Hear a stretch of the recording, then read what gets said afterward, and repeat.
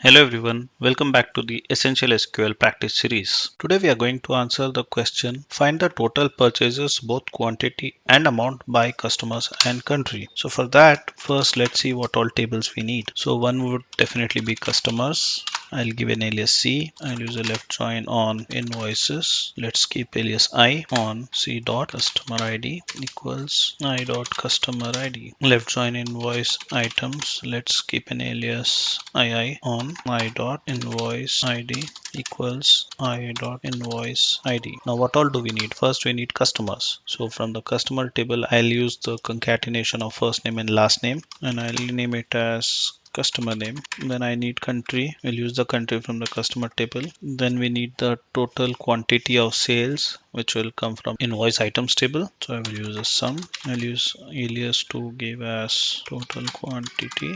Then we will use the total bill amount as sum of I dot total. At the same time, I would want to round this up to 2 decimal places. So let's use the round also and name it as total amount. Do not forget to use the group by statement here. So for group by, I'll use this. Alias is not required and country. Let's execute this and you can see for each customer and their country, we can see the total quantity and the amounts. If you have a solution which is different than the one shared in this video and you would like to share with others, please share them in the comments box so they can also learn. That's it for this video. Keep learning, keep practicing. Thank you.